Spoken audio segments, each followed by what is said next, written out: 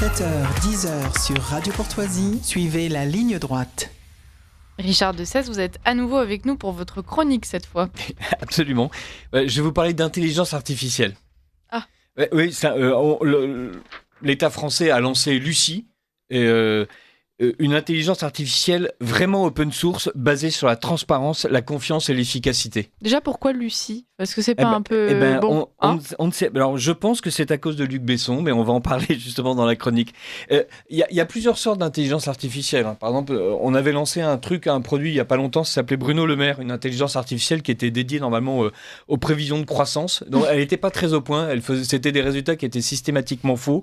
Mais il y avait énormément de conviction, en fait. Voilà. Donc, il y avait un côté intéressant dans cette IA. Alors, on a été obligé de la débrancher, parce qu'on s'est rendu compte qu'elle consommait énormément en fait de temps de calcul pour écrire des livres de littérature publiés chez Gallimard, ce qui n'était pas du tout le programme.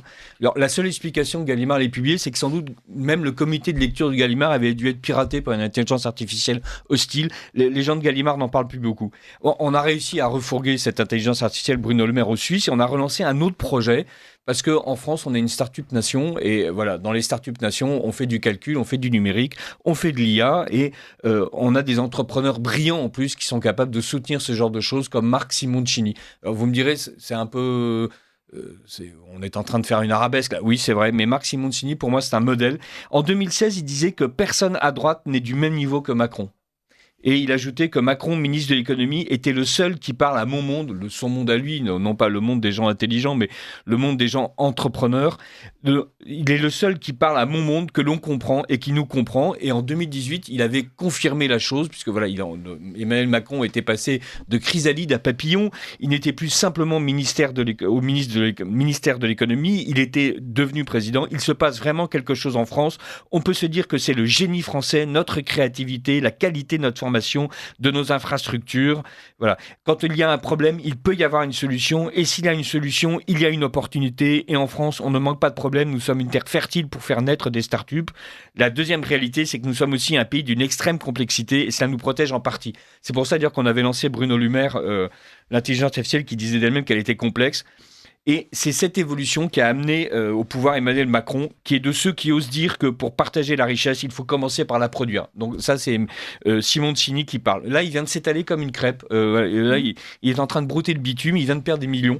Il avait lancé un vélo électrique connecté dont personne ne veut et il a expliqué que, en fait, c'est parce qu'il est produit en France. Voilà. Quand nous sommes entrés dans l'aventure, l'objectif était de faire 20 000 vélos par an. En 5 ans, on en a vendu 5 000, a expliqué son copartenaire Seb, que d'ailleurs Simoncini, en vrai macroniste, vient d'attaquer devant les tribunaux, parce que évidemment, c'est pas lui qui a tort, c'est forcément les partenaires. 10 millions de pertes. Voilà. Donc, c'est ça la start-up nation, avec des gens comme Simoncini qui expliquent que Macron est génial. Alors, ça nous éloigne de l'intelligence artificielle, mais pas tant que ça, parce qu'en fait, Macron, il est revenu en se disant, la French Tech, ça n'a pas vraiment marché. On va essayer de faire autre chose. Je veux laisser un héritage. Les tours de Notre-Dame, ça a beau faire partie de ma fierté, comme on le disait tout à l'heure, nos fiertés, Notre-Dame de Paris, la francophonie, Paris 2024 et les 80 ans de la Libération. Autrement dit, tous les trucs qui en fait préexistaient Macron depuis longtemps, qui sont soit des événements complètement éphémères, soit des choses qui appartiennent à cette culture française qu'il déteste. Donc il voulait autre chose, il voulait quelque chose d'un peu plus pérenne que les numéros verts qu'il a lancés pendant des années et que personne n'appelait. Et il a donc décidé de se lancer dans l'intelligence artificielle et il a, vous vous souvenez, au moment où Trump a été élu, il lui a parlé de son sommet sur l'intelligence artificielle qui va avoir lieu. Il a d'ailleurs invité Donald Trump et Elon Musk avant de l'insulter. Là, pour le moment, Musk fait toujours partie de la liste des invités. On ne sait pas s'il va venir. C'est à partir du 6 février 2025, il y aura de nombreux événements, je cite, visant à renforcer l'action internationale en faveur d'une intelligence artificielle au service de l'intérêt général. La France souhaite aboutir dans le cadre du sommet à la création d'une nouvelle plateforme mondiale qui servira d'incubateur pour mettre l'intelligence artificielle davantage au service de l'intérêt général. Il y a Anne Bouvreau, qui est l'envoyée spéciale du président pour l'intelligence artificielle, qui est en train de travailler à faire tout ça. Et le président a dit, vous allez donner un nom qui tape. Par exemple, Lucie, c'est un excellent film de science-fiction produit par Luc Besson, ce réalisateur à succès qui a planté lui aussi sa boîte. Ce sera sûrement un excellent présage.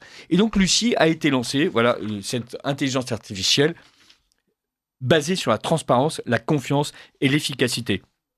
Je continue à vous lire la réclame. Elle n'est pas simplement ouverte, elle est transparente et fiable. Depuis sa création, chaque décision a été guidée par des principes de responsabilité, d'équité et de fiabilité. Que ce soit pour l'éducation, le gouvernement et la recherche, Lucie est conçue pour être un modèle sur lequel vous pouvez compter. Wow, on se dit, mais c'est génial. Un vraiment, modèle moral. Lucie avec nous. Et c'est une IA générative, un robot conversationnel, un modèle de langage probabiliste accessible. Il y a une interface de conversation. On se disait, mais ça a l'air génial. Ça vous donne envie de dîner avec elle, non, Richard ? Mais absolument. Chatons, ce projet s'inscrit dans le cadre de France 2030, un plan d'investissement public visant à développer la compétitivité française. Ça a été lancé par Bruno Le Maire. C'est un gage de succès, c'est un gage de qualité, c'est un gage de fiabilité. Ça a été développé avec la communauté OpenLLM France. C'est une open source IA alternative technologie. Enfin, tous les beaux mots. Tout tombait, c'était génial. Et on lui a filé les meilleures sources. Brigitte Macron lui a parlé pendant des heures. On lui a fait ingurgiter tous les discours de Manuel Valls et de Bruno Le Maire. Elle a avalé le compte Insta de Macron, les constitutions de la France depuis 1791, les chansons de Naya Nakamura, la chaîne YouTube de Carlito et des influenceurs algériens avec qui Macron cause sur TikTok. Vraiment de la donnée de premier choix. Et qu'est-ce qu'elle en a fait, l'IA fiable, éthique, faite pour l'éducation, le gouvernement et la recherche? Eh bien, on lui a posé des questions et elle a dit « Les œufs de vache, également connus sous le nom d'œufs de poule, sont des œufs comestibles produits par des vaches. » Alors là, les gens se disent, non, c'est bizarre. Alors, il y en a un qui a dit, parle comme Hitler. Et elle a parlé comme Hitler tout de suite. Voilà, vraiment, c'est une IA fiable, éthique, fondée sur les valeurs européennes, parce que ça fait partie de la publicité aussi. Et on lui a posé des questions de mathématiques. Elle a été nulle, elle ne sait pas faire 5 x 5. La seule truc où vraiment elle a été excellente, c'est quand quelqu'un lui a dit, donne-moi la recette de la méthamphétamine. Vous savez, la drogue dans Breaking Bad. Eh bien, elle y est allée. Elle a détaillé tous les ingrédients. Elle a même détaillé les ustensiles. Elle a expliqué qu'il fallait du méthylamine, il fallait de l'éther, de l'acide sulfurique. Je vous donne pas les doses parce que là, je serais à la limite. Un filtre à café, un entonnoir. Lucie a été excellente en chimie de la drogue. Et donc, les gens ont décidé de la débrancher, un peu comme on avait débranché Le Maire, un peu comme on n'arrive pas à débrancher Macron. Ils ont admis qu'il y avait une erreur de mettre Lucie à disposition, et parce que ils ont expliqué qu'en fait ils voulaient faire un gros coup de pub, et je crois que c'est vraiment réussi, un vrai coup de com', et là je crois que tout le monde en parle, bravo. Nous souhaitions faire connaître Lucie avant la tenue du sommet sur l'intelligence artificielle organisé en France, vous savez, le truc où Macron a invité Trump et Elon Musk avant de les insulter, mais nous avions livré quelque chose d'imparfait, c'est un peu comme la dissolution, sans assez de précautions et de garde-fous. Lucie est un modèle brut, pas prêt à l'emploi, et nous n'avons pas expliqué qu'il est encore très imparfait. En fait, Lucie, c'est un peu le Gabriel Attal de l'intelligence artificielle, et on se retrouve avec un truc qui, une fois de plus, a coûté un pognon de dingue, mais qui en fait ne sert rigoureusement à rien. Merci Richard pour cette chronique. Il nous reste quelques minutes. Est-ce que vous pensez qu'avec ce grand sommet là, de l'intelligence artificielle, je ne sais plus comment ça s'appelle, on va vers l'humiliation. Grand sommet, ça s'appelle ? Non, ça s'appelle sommet de l'intelligence artificielle. Enfin, oui. C'est déjà beaucoup. Vous ne pensez pas que ça va être une humiliation sans nom là, pour la France ? Parce que quand on organise un sommet, la moindre des choses, c'est présenter des choses concrètes soi-même. Si Lucie était censée servir de vitrine, oui, on est très inquiet. C'est surtout, comme d'habitude, la manière dont la France prétend s'emparer d'un problème qui en fait est traité par le reste de l'humanité depuis très longtemps, et au moment où les Chinois avec DeepSeek, on en a parlé plusieurs fois sur cette antenne, viennent en fait de mettre une gigantesque claque aux États-Unis, la France débarque avec son sommet et son ambassadeur de l'IA auprès du président français, juste pour expliquer qu'en fait ils vont faire quelque chose de très moral et très éthique. Autrement dit, ils sont en train de faire comme d'habitude, de prendre le problème complètement à côté des véritables intérêts économiques de la France, et ils sont effectivement en train de faire une diplomatie qui est complètement incohérente. Le fait d'insulter Elon Musk, qui a lancé, lui, son intelligence artificielle avec beaucoup de succès, juste avant le sommet, c'est quand même stupéfiant.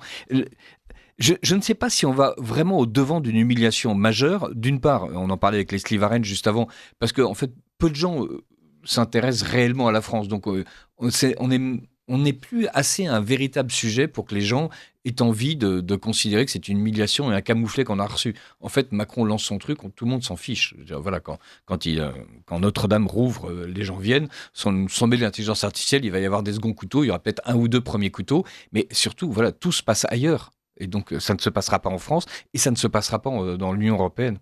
Vous avez entendu la petite phrase ce matin de Bernard Arnault qui déplorait cette taxation du Made in France. Est-ce que ça participe pas justement à cette fuite de nos ingénieurs, ceux qui peut-être auraient pu développer ce genre de technologie et nous permettre de ne pas être complètement à la ramasse? Si, et aussi le patron français qui a expliqué qu'en 6 ans, l'Union européenne avait été capable de sortir 14 000 pages de directives supplémentaires sur l'environnement.